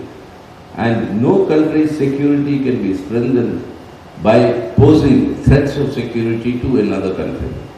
That is a laid out international principle that must be adhered to. With our people stranded there, now a big photo op session is going on for the last 3 days. Yesterday was the Prime Minister's own photo op when he conducted this. And India has a track record. India's when we leave our foreign office and the foreign officers and the Ministry of External Affairs and the Home Affairs, India has evacuated more than 1 lakh of people during the Gulf War, evacuated more than 1 lakh of people during the Libyan crisis, but there were no photographs of people coming back with Indian flags and thank you Modi postcards those days. I mean, this is part of the job that the government has to do. Instead of that, now this, and now if you ask them, they say what to do. We have sold away Air India, so we don't have planes to bring back people. You have the right to command an aircraft from any airline in a state of national emergency. Do that. Now let us see what's happening, but they're watching up this entire thing. But the lives of these Indians there, particularly are students. That will have, they will have to be saved, and the government must pay the required attention and actually get their act together. American അധീശത്വത്തിൻ്റെതായ നടപടികൾ ഈ കാലയളവിൽ പല രാജ്യങ്ങളുമായി ബന്ധപ്പെട്ടും പല ഭൂപ്രദേശങ്ങളുമായി ബന്ധപ്പെട്ടും കാണാൻ കഴിയും. ലാറ്റിൻ അമേരിക്കയിലുള്ള തുടർച്ചയായ അമേരിക്കൻ ഇടപെടൽ, ക്യൂബയ്ക്ക് നേരെയുള്ള സാമ്പത്തിക ഉപരോധം, ക്യൂബയും ദക്ഷിണ കൊറിയയും ഭരണകൂട ഭീകരതയുടെ രാജ്യങ്ങളായി ചിത്രീകരിച്ചുകൊണ്ടുള്ള ഒറ്റപ്പെടുത്താൻ ശ്രമങ്ങൾ, ഇവയെല്ലാം തന്നെ ഇപ്പോഴും തുടരുകയാണ്. എന്നാൽ യഥാർത്ഥത്തിൽ എന്താണ് ഈ സംഭവങ്ങളിൽ അമേരിക്ക സ്വീകരിക്കുന്ന സമീപനം? പിന്നെ ഒടുവിൽ ഉക്രൈനിൽ നടക്കുന്ന സംഭവ വികാസങ്ങൾ, റഷ്യൻ കടന്നാക്രമണം എന്നുള്ളത് ഒരു ഉത്തരമായി നമ്മൾ കാണുന്നേയില്ല. എത്രയും പെട്ടെന്ന് യുദ്ധം അവസാനിപ്പിക്കാൻ കഴിയണം, സമാധാനം പുനഃസ്ഥാപിക്കാൻ കഴിയേണ്ടത് ലോകത്തിന്റെ ആവശ്യമാണ്. എന്നാൽ എങ്ങനെയാണ് ഇന്നത്തെ സാഹചര്യത്തിലേക്ക്, ഈ സംഭവ വികാസങ്ങളിലേക്ക് എത്തിച്ചേർന്നത് എന്നത് പരിശോധിക്കേണ്ടതുണ്ട്. ഇപ്പോൾ ചർച്ചകൾ നടക്കുന്നുണ്ട്. ആ ചർച്ചകൾ വഴി യുദ്ധം അവസാനിക്കുന്നു എന്നാണ് നമ്മൾ എല്ലാവരും പ്രതീക്ഷിക്കുന്നത്. അതാണ് യഥാർത്ഥത്തിൽ ലോകം ആഗ്രഹിക്കുകയും ചെയ്യുന്നത്. എന്നാൽ ഇതിലേക്ക് എത്തിയ പ്രധാനപ്പെട്ട രീതികൾ അമേരിക്കയുമായി ബന്ധപ്പെട്ട് തന്നെയാണ് നിൽക്കുന്നത്. സോവിയറ്റ് യൂണിയന്റെ തകർച്ചയുടെ ഘട്ടം മുതൽ അമേരിക്ക ഈ സമീപനം സ്വീകരിച്ചിട്ടുണ്ട്. സോവിയറ്റ് യൂണിയൻ തകരുന്ന ഘട്ടത്തിൽ, ഗോർബച്ചേവിന്റെ കാലഘട്ടത്തിൽ തന്നെ അമേരിക്ക ഒരു ഉറപ്പ് നൽകിയിരുന്നു. ആ ഉറപ്പുള്ളത് നാറ്റോ കിഴക്കൻ യൂറോപ്യൻ മേഖലയിലേക്ക് വ്യാപിപ്പിക്കില്ല എന്നുള്ളതാണ്. എന്നാൽ അത് പൂർണ്ണമായും ഈ കാലം ലംഘിച്ചു. ഉക്രൈൻ ഒഴികെയുള്ള, ഉക്രൈൻ വളരെ ചെറിയ രാജ്യമാണ്, മറ്റെല്ലാ മേഖലയിലേക്കും അമേരിക്ക നാറ്റോ സൈന്യത്തെ വിന്യസിച്ചു. 1,75,000 ട്രൂപ്പുകൾ ഇപ്പോൾ റഷ്യയുടെ ചുറ്റുവട്ടത്തുമായി നാറ്റോ വിന്യസിച്ച് കഴിഞ്ഞിട്ടുണ്ട്. 5 മിനിറ്റ് കൊണ്ട് ലെനിൻഗ്രാഡിലേക്ക് മിസൈൽ എത്തിക്കാൻ കഴിയാവുന്ന രൂപത്തിലുള്ള ക്രമീകരണങ്ങൾ അമേരിക്ക ഈ സംവിധാനം വഴി ഏർപ്പെടുത്തി കഴിഞ്ഞിട്ടുണ്ട്. ഇത് ഒരു വശമാണ്. രണ്ടാമത്തെ വശം, പുടിന്റെ നേതൃത്വത്തിലുള്ള റഷ്യ സങ്കുചിതമായ ദേശീയവാദത്തെ ശക്തിപ്പെടുത്തി. ഉക്രൈൻ എല്ലാ കാലത്തും റഷ്യയുടെ ഭാഗമായിരുന്നുവെന്നും ലെനിൻ ചെയ്ത ഒരു തെറ്റാണ് ഉക്രൈന് ആ കാലയളവിൽ സ്വയംഭരണം നൽകിയത്, അല്ലെങ്കിൽ റഷ്യയുടെ ഭാഗമായി തന്നെ നിൽക്കേണ്ടതായിരുന്നു എന്ന സങ്കുചിതമായ ദേശീയവാദം ഈ കാലയളവിൽ ശക്തിപ്പെടുത്തിയിട്ടുണ്ട് എന്നതും കാണണം. ഇത് രണ്ടും കൂടി ചേരുമ്പോൾ അങ്ങേയറ്റം അപകടകരമായ പ്രത്യാഘാതങ്ങളിലേക്കും അനിശ്ചിതത്വത്തിലേക്കും ലോകത്തെ എത്തിച്ചിട്ടുണ്ട്. ആണവശക്തിയാണ് ഈ മേഖലയാകെ. റഷ്യ തന്നെ ആണവീകരണം നടത്തിയിട്ടാണ് ഒരു നിലപാട് സ്വീകരിച്ചിട്ടുള്ളത്. അവർ റഷ്യക്കൊപ്പം നിൽക്കുകയും ചെയ്യുന്നുണ്ട്. ലോക സമാധാനത്തിന് തന്നെ അനിശ്ചിതത്വം സൃഷ്ടിക്കുന്ന സംഭവ വികാസങ്ങളിലേക്ക് ഇത് നയിക്കുന്നുണ്ട്. അപ്രതീക്ഷിതമായ പ്രത്യാഘാതങ്ങൾ സൃഷ്ടിക്കുന്നു. അപകടകരമായ അവസ്ഥ ലോകത്തെത്തിക്കാനുള്ള ഈ നീക്കം അടിയന്തരമായി അവസാനിപ്പിക്കേണ്ടതുണ്ട്. അതിന് അമേരിക്ക നാറ്റോ വ്യാപിപ്പിക്കില്ല എന്ന ഉറപ്പ് പൂർണ്ണമായി പാലിക്കണം. യുദ്ധം അവസാനിപ്പിക്കുന്നതിനാവശ്യമായ നടപടികൾ അടിയന്തരമായി തന്നെ സ്വീകരിക്കേണ്ടതുണ്ട്. ഒരു രാജ്യത്തെ സ്വീകരിക്കുന്ന സമീപനങ്ങൾ മറ്റൊരു രാജ്യത്തിന്റെ സുരക്ഷിതത്വത്തെ ബാധിക്കരുത് എന്ന അന്താരാഷ്ട്ര നിയമത്തിന്റെ അടിസ്ഥാന തത്വം എല്ലാവരും പാലിക്കേണ്ടതുണ്ട്. അതുവഴി ഈ പ്രശ്നത്തിന് പരിഹാരം കാണാൻ കഴിയണം എന്നതാണ് നിലപാട്. ഇന്ത്യയുടെ സമീപനം നോക്കുകയാണെങ്കിൽ ഗൗരവമായി ഈ പ്രശ്നത്തെ നേരിടാൻ സർക്കാർ ശ്രമിക്കുന്നുണ്ടോ? നിരവധി ആളുകൾ വരുമ്പോൾ ഫോട്ടോ സെഷനുകൾ നടക്കുന്നുണ്ട്. മോഡിക്ക് നന്ദി പറയുന്ന കാർഡുകൾ പുറത്തിറങ്ങുന്നുണ്ട്. നമുക്ക് ഇത്തരം കാര്യങ്ങളിലുള്ള അനുഭവമുണ്ട്. ഗൾഫ് യുദ്ധത്തിന്റെ ഘട്ടത്തിൽ ലക്ഷത്തിലധികം വരുന്ന ആളുകളെയാണ് അവിടെ നിന്ന് ഒഴിപ്പിച്ചു കൊണ്ടുവരാൻ അന്ന് രാജ്യത്തെ ഗവൺമെന്റിന് കഴിഞ്ഞു എന്നത് യാഥാർത്ഥ്യമാണ്. അത്തരം സമീപനങ്ങൾ സ്വീകരിക്കാൻ അനുഭവ സമ്പത്ത് ഇന്ത്യയുടെ വിദേശകാര്യ വകുപ്പിനുണ്ട്, നമ്മുടെ സംവിധാനങ്ങൾക്കുണ്ട്. ആ സംവിധാനങ്ങൾ ഉപയോഗപ്പെടുത്താൻ തയ്യാറാകുമില്ല. ഇത്തരത്തിലുള്ള ഒഴിപ്പിക്കലുകൾക്ക് ആവശ്യമായ ഒരു സംവിധാനം ഇന്ന് നമ്മുടെ രാജ്യത്തില്ല. എയർ ഇന്ത്യ ദേശീയ കാരിയർ ആയിരുന്നു, ഇന്ന് അത് സ്വകാര്യവൽക്കരിച്ചു. എന്നാൽ ദേശീയമായ ഒരു അടിയന്തര ആവശ്യത്തിന്റെ ഘട്ടത്തിൽ ഏത് കാരിയറും ഏറ്റെടുത്ത് അതിന് ഉപയോഗിക്കാനുള്ള അധികാരം നമ്മുടെ രാജ്യത്തിന്റെ സർക്കാരിനുണ്ട്. ആ അധികാരം ഉപയോഗിക്കാൻ ഗവൺമെന്റ് തയ്യാറാകുന്നില്ല. ഇത്തരം പ്രശ്നങ്ങളിൽ ശരിയായ രൂപത്തിൽ അനുഭവങ്ങളുടെ അടിസ്ഥാനത്തിൽ ഇടപെടാൻ സർക്കാർ തയ്യാറാകേണ്ടതുണ്ട്. For against this imperialist agenda and its efforts to strengthen its global hegemony, there has also been growing popular resistance in various countries in the world. And this is particularly now been visible in Latin America, where a very big historic event took place in Chile, where in the elections the left won, and not only won, but Chile was the experiment with which neoliberalism began 50 years ago, and with the coup against Allende's government. In that Chile now you have a left government with Communist Party's participation in very prominent positions. You have the progressive forces and the left forces winning elections in Peru. You have the development, the growth of the left and the resistance against imperialism in Bolivia, in Honduras, and of course Venezuela stands out in the power of the resistance continuing to thwart all US imperialism's designs there, and socialist Cuba that remains the beacon of inspiration, that even today it stands up to all these pressures and in fact continues to develop despite all these pressures. But this resistance is also there in other capitalist countries in the world, not in terms of electoral victories like it happened in Latin America. There are some gains in some European countries, but the working class movement, but the peasantry, they are also out resisting all these efforts and the greater austerity measures, thanks to this deepening economic slowdown leading up to recession, which at least we think it's already in recession, but they won't officially accept it. But in that sense, this growing resistance, that has to be strengthened further, and our party, whatever we can contribute, we'll have to do that to strengthen it. സാമ്രാജ്യത്വ agenda ശക്തിപ്പെടുത്തുന്ന പ്രവർത്തനങ്ങൾക്ക് America നേതൃത്വം നൽകുന്ന ഘട്ടത്തിൽ തന്നെ ജനകീയ പ്രതിരോധങ്ങൾ വിവിധ രാജ്യങ്ങളിൽ ശക്തിപ്പെടുന്നു എന്നതും കാണണം. ലാറ്റിൻ അമേരിക്കയിൽ അതിന് നിരവധി ഉദാഹരണങ്ങളുണ്ട്. ചരിത്ര പ്രാധാന്യമേറിയ ഒരു തിരിച്ചുവരവാണ് ചിലിയിലെ തെരഞ്ഞെടുപ്പിൽ ഇടതുപക്ഷത്തിനുണ്ടായത്. ചിലിക്കയുടെ പ്രത്യേകത നവ ഉദാരവൽക്കരണ നയങ്ങളുടെ പരീക്ഷണശാലയായി 3 ദശകങ്ങൾക്ക് മുൻപ് അമേരിക്ക കണ്ടിരുന്നത് ചിലിയെയാണ്. അതോടൊപ്പം തന്നെ അവിടുത്തെ അലൻഡെ അട്ടിമറിച്ചതിന് ശേഷമുള്ള ആധിപത്യ പ്രവർത്തനങ്ങളായിരുന്നു വലതുപക്ഷം മുന്നോട്ട് കൊണ്ടുപോയിരുന്നത്. അങ്ങനെയുള്ള ഒരു രാജ്യത്ത് വലിയ ഭൂരിപക്ഷത്തോടുകൂടി വിജയിക്കാൻ കഴിഞ്ഞു എന്നത് ചരിത്ര സംഭവമായി തന്നെ കാണേണ്ടതുണ്ട്. പെറു, ബൊളീവിയ, ഹോണ്ടുറാസ്, വെനിസുല ഈ രാജ്യങ്ങളിലെല്ലാം തന്നെ അമേരിക്കൻ ആധിപത്യത്തിനെതിരെയുള്ള പ്രതിരോധങ്ങൾ ശക്തിപ്പെട്ടുകൊണ്ടേയിരിക്കുന്നു. അമേരിക്ക ക്യൂബയെ ദുർബലപ്പെടുത്താൻ ശ്രമിക്കുന്നു. ക്യൂബ അവനെ മറികടക്കാൻ ഇച്ഛാശക്തിയോടുകൂടി പൊരുതുകയാണ് ചെയ്യുന്നത്. ഇത്തരം സമ്മർദ്ദങ്ങൾക്കിടയിലും ജനകീയമായ പ്രതിരോധങ്ങൾ ശക്തിപ്പെടുകയും വ്യാപിക്കുകയും ചെയ്യുന്നു എന്നുള്ളത് ആവേശകരമാണ്. യൂറോപ്യൻ രാജ്യങ്ങളിലും ഇത്തരത്തിലുള്ള മുന്നേറ്റങ്ങൾ നമുക്ക് കാണാൻ കഴിയും. ചെലവ് ചുരുക്കൽ നടപടികളിലൂടെ തൊഴിലാളികൾക്കും ജനങ്ങൾക്കും മേൽ കൂടുതൽ ആഘാതം അവിടുത്തെ ഭരണകൂടങ്ങൾ അടിച്ചേൽപ്പിക്കാൻ ശ്രമിക്കുന്നു.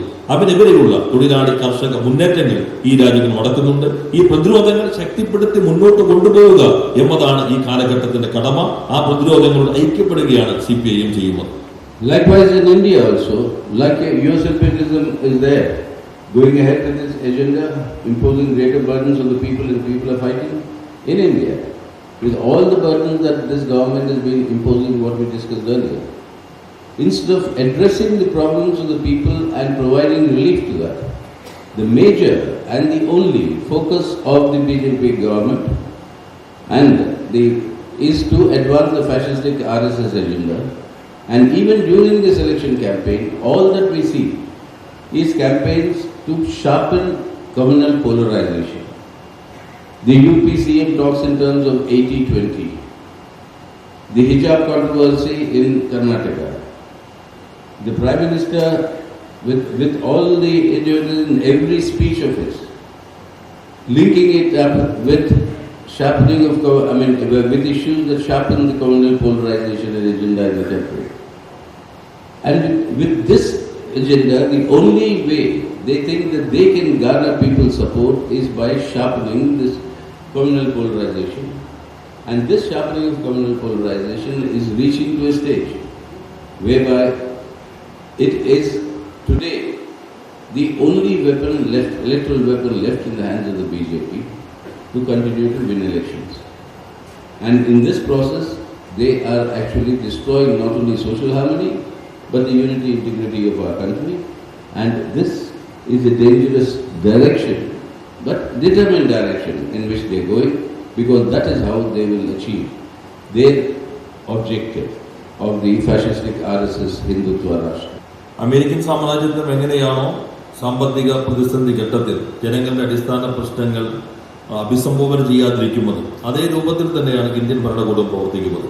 BJP സർക്കാർ ജനങ്ങളുടെ അടിസ്ഥാന പ്രശ്നങ്ങൾ അഭിസംബോധന ചെയ്യാനോ ജനങ്ങൾക്ക് ആശ്വാസം നൽകുന്ന നടപടികൾക്ക് നേതൃത്വം നൽകാനോ തയ്യാറാകുന്നില്ല. അതിന് പകരം ഫാസിസ്റ്റ് RSS നേതൃത്വം നൽകുന്ന ഹിന്ദുത്വ അജണ്ട നടപ്പിലാക്കുന്നതിനാണ് ശ്രമിക്കുന്നത്. തെരഞ്ഞെടുപ്പ് ഘട്ടത്തിലെ പ്രസംഗങ്ങളിൽ ഇത് പ്രകടമാണ്. വർഗീയ ധ്രുവീകരണം ശക്തിപ്പെടുത്താൻ ശ്രമിക്കുന്നു. ഇപ്പോഴുള്ള ഗിജാർ പ്രശ്നം ഉൾപ്പെടെയുള്ള കർണാടകയിലെ സംഭവ വികാസങ്ങളെല്ലാം നിരന്തരം സജീവമായി നിലനിർത്താനും വർഗീയ ധ്രുവീകരണത്തിന്റെ ആയുധങ്ങളാക്കി മാറ്റാനും ശ്രമിക്കുന്നു.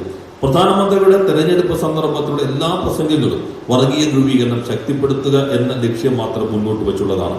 ജനങ്ങളുടെ പിന്തുണ ഈ വർഗീയ ധ്രുവീകരണ പ്രക്രിയയിലൂടെ നേടിയെടുക്കാൻ നിലനിർത്താനും കഴിയുമെന്നാണ് അവർ കരുതുന്നത്. എന്നാൽ അതൊരു ഘട്ടത്തിൽ എത്തിയിരിക്കുന്നു എന്നതാണ് യാഥാർത്ഥ്യം. BJPക്ക് ഈ രൂപത്തിൽ മാത്രമാണ് തങ്ങളുടെ പിന്തുണ നിലനിർത്താൻ കഴിയൂ എന്ന അവസ്ഥ എത്തിയിരിക്കുന്നു. ഇത് രാജ്യത്തിന്റെ ഐക്യത്തെ ദുർബലപ്പെടുത്തുന്നു, ഈ രാജ്യത്തിന്റെ സ്വാതന്ത്ര്യത്തെ അപകടപ്പെടുത്തുന്നു, സാമൂഹ്യമായിട്ടുള്ള അവസ്ഥകളെയെല്ലാം അട്ടിമറിക്കുന്ന രീതിയിലേക്ക് എത്തുന്നു. RSSന്റെ ഹിന്ദുത്വ രാഷ്ട്ര നിർമ്മാണത്തിനുള്ള പ്രവർത്തനങ്ങൾ മാത്രമായി ഈ സർക്കാർ കേന്ദ്രീകരിക്കുന്നു. Not only for protecting and safeguarding the Indian Constitution and the constitutional secular democratic republic, not only to protect the rights of the people and to improve the welfare and the livelihood and the lives of our people, not only to ensure social harmony, communal harmony in our country and to strengthen unity and integrity of India, but more importantly, to advance the revolutionary struggle towards a people's democracy, people's democratic revolution, through the taking forward the strengthening of the left and democratic forces and the alternative agenda and the alternative policies that have to be mounted against the ruling classes. In order for this to move forward, it is essential that in today's conditions that the BJP must be isolated and defeated. Isolation cannot happen only through elections. The isolation has to happen on the basis of a consistent and a very strong political, ideological, organizational and cultural campaigns against the Hindutva agenda. And this has to be strengthened by the party. And if this has to be strengthened by the party, like for instance the promotion of irrationality and unreason, obscurantism, backwardness, which is all part of the BJP's of the Hindutva agenda, or the entire social order based on the Manusmriti, or the status of women, the way they want to reduce it to. All these ideologically and defeated. Today they are promoting in the new education policy completely a license to replace Indian history with Hindu mythology. This has to be challenged in the cultural field, in all these fields. But this requires that we must independently increase our independent strength and political intervention capacities at the all India level. And this is the foremost task. If we have to isolate the BJP, our strength must be increased much more than what it is today, and that is the focus that the party must undertake. BJPയെ ഒറ്റപ്പെടുത്തുക എന്നത് ഏറ്റവും പ്രധാനപ്പെട്ട ഉത്തരവാദിത്തമാണ്. എന്നാൽ BJPയെ ഒറ്റപ്പെടുത്തുക, പരാജയപ്പെടുത്തുക എന്നുള്ളത് തെരഞ്ഞെടുപ്പിലൂടെ മാത്രം സാധ്യമാകുന്ന ഒന്നാണ് എന്ന് പാർട്ടി കരുതുന്നില്ല. അതിന് സ്ഥിരമായ ശക്തമായ രാഷ്ട്രീയ, പ്രത്യയശാസ്ത്ര, സംഘടന, പ്രചരണ പ്രവർത്തനങ്ങൾ അനിവാര്യമാണ്. യുക്തിബോധത്തെ ഇല്ലാതാക്കുന്ന, വിവേകത്തെ, ശാസ്ത്രബോധത്തെ ഇല്ലാതാക്കുന്ന BJP നടപടികൾ അതിനെ പ്രതിരോധിക്കാൻ കഴിയണം. ചരിത്ര വിലാസത്തിന്റെ സമീപനങ്ങൾ BJP സ്വീകരിക്കുന്നു. ഈ ഗവൺമെന്റ് അതിനെ പ്രയോഗവൽക്കരിക്കുന്നു. മനുസ്മൃതി നടപ്പിലാക്കാൻ ശ്രമിക്കുന്നു. സ്ത്രീയുടെ പദവി ദുർബലപ്പെടുത്തുകയും കുറെ കൂടി മോശപ്പെട്ട അവസ്ഥയിലേക്ക് എത്തിക്കാൻ ശ്രമിക്കുകയും ചെയ്യുന്നു. ഇവനെ നേരിടേണ്ടത് പ്രത്യയശാസ്ത്രപരമായി തന്നെയാണ്. ദേശീയ വിദ്യാഭ്യാസ നയത്തിലൂടെ ചരിത്രത്തെ പൂർണ്ണമായും ഹിന്ദു മിത്തോളജിയെ ചരിത്രത്തിന് പകരമായി സ്ഥാപിക്കാൻ ശ്രമിക്കുന്നു. ഇന്ത്യൻ ദർശനം എന്നുള്ളത് ഹിന്ദു തിയോളജിയാണ് എന്ന് സ്ഥാപിക്കാൻ ശ്രമിക്കുന്നു. ഇതിനെയെല്ലാം നേരിടണമെങ്കിൽ പ്രത്യയശാസ്ത്രപരമായ കരുത്ത് പ്രധാനപ്പെട്ടതാണ്. അതിന് കഴിയണമെങ്കിൽ CPIMന്റെ നമ്മുടെ സ്വതന്ത്രമായ ശക്തി വർദ്ധിപ്പിക്കണം. ദേശീയ തലത്തിലുള്ള രാഷ്ട്രീയ ഇടപെടൽ ശേഷി വർദ്ധിപ്പിക്കണം. അങ്ങനെ മാത്രമേ നമുക്ക് ഈ ഉത്തരവാദിത്വം ഏറ്റെടുക്കാൻ കഴിയുള്ളൂ, BJPയെ ഒറ്റപ്പെടുത്താൻ കഴിയുള്ളൂ. അതിനാവശ്യമായ സമീപനങ്ങളായിരിക്കും പാർട്ടി കോൺഗ്രസ് പ്രധാനമായും ചർച്ച ചെയ്യുന്നത്. And therefore, on this basis, the focus is on developing the independent strength of our party and our political intervention capacities. On that basis, move towards strengthening the unity of the left forces. And this will have to be done, both our independent strength and the unity of the left forces, through launching people's struggles, class struggles and popular struggles, and in intervening in all spontaneous responses that may emerge in the future. Through this, to strengthen not only ourselves but also the unity of the left forces. And on that basis, to marshal all the democratic forces along with the left and move towards the left and democratic alternative with alternative policies, challenging the bourgeois landlord ruling classes policies as the alternative for the people and for the country. And it is on this basis we'll have to move towards isolating the BJP, strengthening ourselves, and on that basis, with an alternative left and democratic program, to take up the challenge whenever elections comes to defeat the BJP. So isolation and defeating BJP means this: our work independently to strengthen ourselves, strengthen the campaigns, political, ideological, cultural and organizationally meet the challenge of the RSS BJP, strengthen ourselves, strengthen left unity, consolidate left and democratic forces, pose the alternative policies as the alternative to the ruling class policies, and on that basis strengthen popular struggles, class struggles, and move forward. And whenever an election comes, to adopt tactics which will maximize the pooling of anti-BJP votes so that we can defeat the BJP. That is the direction in which we will have to move forward. ഈ സാഹചര്യത്തിലെ നമ്മുടെ പ്രധാനപ്പെട്ട ഊന്നലെന്നുള്ളത് പാർട്ടിയുടെ സ്വതന്ത്രമായ ശക്തി വർദ്ധിക്കണം. രാഷ്ട്രീയമായ ഇടപെടൽ ശേഷിയും വർദ്ധിപ്പിക്കേണ്ടതുണ്ട്. അങ്ങനെ പാർട്ടിയുടെ സ്വതന്ത്രമായ ശക്തി വർദ്ധിപ്പിക്കുന്നതിന് തുടർച്ചയിൽ ഇടതുപക്ഷ ഐക്യം ശക്തിപ്പെടുത്തുക, അതുവഴി ജനകീയ പോരാട്ടങ്ങൾ വ്യാപിപ്പിക്കുക, വർഗ സമരം ശക്തിപ്പെടുത്തുക, എല്ലാ തലങ്ങളിലും ഇടപെടാൻ കഴിയുന്ന രൂപത്തിലേക്ക് ഈ പ്രവർത്തനങ്ങളെ ശരിയായ രൂപത്തിൽ ഏകീകരിക്കുക. നമ്മുടെ മാത്രമല്ല ഐക്യവും ശക്തിയും വർദ്ധിപ്പിക്കേണ്ടത്. ഇതിന്റെ തുടർച്ചയിൽ ജനാധിപത്യ ശക്തികളെ ഇടതുപക്ഷത്തോടൊപ്പം ചേർക്കാൻ കഴിയേണ്ടതുണ്ട്. ജനാധിപത്യ ശക്തികളുമായി ചേർന്നുള്ള ഒരു ഇടത് ജനാധിപത്യ ബദൽ പരിപാടി മുന്നോട്ട് വയ്ക്കാൻ കഴിയണം. ആ ബദൽ പരിപാടി എന്നുള്ളത് ഭൂപ്രഭു വർഗ ഭരണത്തിന്റെ ഭരണകൂട നയങ്ങൾക്കെതിരായിട്ടുള്ള ശരിയായ ഒരു ബദൽ സമീപനം മുന്നോട്ട് വയ്ക്കുന്നതായിരിക്കണം. ഈ അടിസ്ഥാനത്തിലാണ് BJPയെ ശരിയായ രൂപത്തിൽ നമുക്ക് ഒറ്റപ്പെടുത്താൻ കഴിയുന്നത്. ഇടതുപക്ഷ ജനാധിപത്യ ശക്തികളുടെ ഈ മുന്നേറ്റം നടക്കുന്ന സന്ദർഭത്തിൽ തെരഞ്ഞെടുപ്പുകൾ വരും. ആ തെരഞ്ഞെടുപ്പിൽ BJPയെ പരാജയപ്പെടുത്തുക പ്രധാനപ്പെട്ട ഉത്തരവാദിത്തമാണ്. സ്വതന്ത്രമായ ശേഷി വർദ്ധിപ്പിക്കുക, രാഷ്ട്രീയവും പ്രത്യയശാസ്ത്രപരവും സംഘടനാപരവുമായിട്ടുള്ള പ്രവർത്തനങ്ങൾ കുറെ കൂടി ഈ കാലം ആവശ്യപ്പെടുന്ന അളവിലേക്ക് ഉയർത്തുക, രാഷ്ട്രീയ ഇടപെടൽ ശേഷി വർദ്ധിപ്പിക്കുക, BJPക്കെതിരെയുള്ള RSSനും എതിരായിട്ടുള്ള വിശാലമായ ഇടത് ജനാധിപത്യ ഐക്യം ശക്തിപ്പെടുത്തുക. ഇതിന്റെ എല്ലാം ഭാഗമായി ഒരു ഇടത് ജനാധിപത്യ നയം, ബദൽ നയം മുന്നോട്ട് വയ്ക്കാൻ കഴിയുക. അതിന്റെ പുറകിൽ ജനങ്ങളെ അണിനിരത്തിക്കൊണ്ടുള്ള ജനകീയമായ പോരാട്ടങ്ങളും വർഗസമരവും ശക്തിപ്പെടുത്തുക. ഇതാണ് ഈ കാലഘട്ടത്തിൽ മുന്നോട്ട് പോകാനുള്ള നമ്മുടെ സമീപനം എന്നുള്ളത്. അത്തരം ഘട്ടത്തിൽ തെരഞ്ഞെടുപ്പുകൾ വരും. ആ തെരഞ്ഞെടുപ്പ് വരുമ്പോൾ BJP വിരുദ്ധ വോട്ടുകൾ പരമാവധി സമാഹരിക്കാൻ ആവശ്യമായ നിലപാട് പാർട്ടി സ്വീകരിക്കും. ഇതാണ് ഈ കാലയളവിലെ മുന്നേറ്റത്തിന്റെ ദിശയായി പാർട്ടി കാണുന്നത്.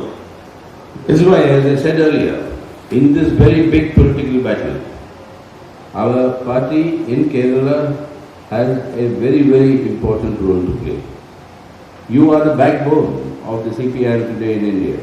I have read the English translations of both your political organization report and the new vision that is being proposed. You will discuss that. I am not going into those issues. But further strengthening the CPIM in Kerala, further strengthening the left unity and the LDF in Kerala, and the defense of the LDF government and the left government and the party in Kerala is not only the defense of our Kerala unit. The Central Committee is clear, party is clear, we are clear. It is the job, and the defense should come from all over the country, from the entire CPIM, and in the interest of the people and India. Kerala needs to be defended so that shows the alternative direction. And that is the importance of your 23rd State Conference. And I am sure you will not only discuss all these issues and come to the correct conclusions, but will consolidate the manner in which you will provide the lead to the revolutionary movement and the progressive forces in India, and that process will further strengthen after the deliberations of your state conference, and then when we move to our All India Congress, then it will be consolidated at the All India level for moving towards a stronger CPI, a stronger unity of the left forces, a left and democratic front with an alternative policies to the ruling classes, and on that basis isolating and defeating the BJP, safeguarding India so that we can change India for the better on the basis of our programmatic understanding, moving towards the people's democratic revolution. നേരത്തെ ഞാൻ സൂചിപ്പിക്കുകയുണ്ടായി, ഈ രാഷ്ട്രീയ യുദ്ധം എന്നുള്ളത് ഏറെ ഗൗരവമേറിയതാണ്. ആ രാഷ്ട്രീയ യുദ്ധത്തിൽ പ്രധാന സംഭാവന നൽകാൻ കഴിയുന്ന സംസ്ഥാനമാണ് കേരളം. ഇന്നത്തെ ഇന്ത്യയിലെ CPM-ന്റെ നട്ടല് കേരളത്തിലെ പാർട്ടിയാണ്. രാഷ്ട്രീയ പ്രമേയത്തിന്റെ കരട് രാഷ്ട്രീയ പ്രമേയത്തിന്റെ പരിഭാഷ നിങ്ങൾക്ക് ലഭ്യമായിട്ടുണ്ടാകും. നിങ്ങളത് ചർച്ച ചെയ്യുകയും ഈ നയ രൂപീകരണത്തിൽ ഇന്ത്യയിലെ പാർട്ടിക്ക് ആവശ്യമായ സംഭാവന നൽകുകയും ചെയ്യും. ഈ ചർച്ചകൾ വഴി കേരളത്തിലെ പാർട്ടി CPIM കുറെ കൂടി ശക്തമുള്ളതായി മാറും. കേരളത്തിലെ ഇടതുപക്ഷ ഐക്യം ശക്തിപ്പെടും. LDF കുറെ കൂടി ഈ ചർച്ചകളിലൂടെ, ഈ സമ്മേളനത്തിൽ നടക്കുന്ന ചർച്ചകളിലൂടെ ശക്തിപ്പെടും എന്ന് ഞാൻ പ്രതീക്ഷിക്കുന്നു. ഈ പ്രതിരോധം എന്നുള്ളത് കേരളത്തിന്റെ മാത്രമല്ല, കേരളത്തിന്റെ പ്രതിരോധം ഇന്ത്യക്കുള്ള പ്രതിരോധത്തിന്റെ ഭാഗമാണ്. രാജ്യവ്യാപകമായി ജനങ്ങളെ മുന്നോട്ട് കൊണ്ടുപോകുന്നതിനുള്ള പ്രതിരോധമാണ് കേരളം മുന്നോട്ട് വയ്ക്കുന്നത്. അത് സംസ്ഥാന സമ്മേളനത്തിന്റെ ചർച്ചകളിലൂടെ കുറെ കൂടി ശക്തിപ്പെടുത്തി മുന്നോട്ട് കൊണ്ടുപോകാൻ നിങ്ങൾ കഴിയും എന്ന് ഞാൻ പ്രതീക്ഷിക്കുന്നു. നിങ്ങളുടെ ചർച്ചകൾ സംഘടനാപരമായ കരുത്ത് മുന്നോട്ട് കൊണ്ടുപോകാൻ ആവശ്യമാകുന്നതോടൊപ്പം തന്നെ വിപ്ലവ മുന്നേറ്റത്തെ, ജനകീയ മുന്നേറ്റത്തിന് സഹായകരമാകുന്ന തലത്തിലേക്കും ഉയരുമെന്ന് ഞാൻ പ്രതീക്ഷിക്കുന്നു. അത് CPM-നെ കൂടുതൽ ശക്തിപ്പെടുത്താൻ, അതോടൊപ്പം തന്നെ കുറെ കൂടി ശക്തമായ അവസ്ഥയിലേക്ക് നമ്മുടെ LDF-നെ കൊണ്ടുവരുന്നതിന് സഹായിക്കുമെന്ന് പ്രതീക്ഷിക്കുന്നു. ഇവന്റെ തുടർച്ചയിൽ പാർട്ടി കോൺഗ്രസ് വരികയാണ്. അത് ഇന്ത്യയിൽ CPM-നെ കുറെ കൂടി ശക്തിപ്പെടുത്താനും ഇടതുപക്ഷ ഐക്യത്തെ ഭരണകൂട നയങ്ങൾക്കെതിരെയുള്ള ബദൽ നയങ്ങൾ മുന്നോട്ട് വയ്ക്കുന്നതിനും BJP-യെ ഒറ്റപ്പെടുത്തുന്നതിനും പരാജയപ്പെടുത്തുന്നതിനും സഹായകരമായിട്ടുള്ള ചർച്ചകളുടെ വേദിയായി മാറും എന്ന് പ്രതീക്ഷിക്കുന്നു. So with the confidence that in the next 3 days you will discuss both these documents and come to the right decisions and strengthen the party in Kerala and therefore in India, and we'll all move towards achieving the objective of defending secular democratic India today in order to change it for the better in the coming period. With these words, I formally inaugurate your 23rd State Conference. ഇന്ത്യയെ രക്ഷിക്കുന്നതിന് വേണ്ടി, നമ്മുടെ രാജ്യത്തിന്റെ മതനിരപേക്ഷ സംരക്ഷിക്കുന്നതിന് വേണ്ടിയുള്ള പോരാട്ടങ്ങൾ മുന്നോട്ട് കൊണ്ടുപോകും.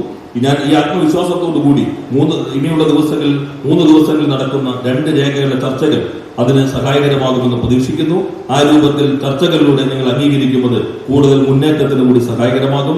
ഈ ലക്ഷ്യമെന്നുള്ളത് മതനിരപേക്ഷ ജനാധിപത്യ ഇന്ത്യയെ സംരക്ഷിക്കാനുള്ള മുന്നോട്ട് കൊണ്ടുപോകുന്ന ലക്ഷ്യമാണ്. ആ ലക്ഷ്യം നിർവഹിക്കുന്നതിൽ ബദൽ സമീപനങ്ങൾ മുന്നോട്ട് വയ്ക്കുന്നതിൽ ഈ സമ്മേളനം സംഭാവന നൽകുമെന്ന പ്രതീക്ഷയോടുകൂടി ഉദ്ഘാടനം ചെയ്തായിരിക്കും. Thank you, Comrade Rajiv, for patiently translating. We served in one full term in the Parliament and deputy leader in the Rajya Sabha. So he's used to my speeches. So therefore he's done a good job. Thank you.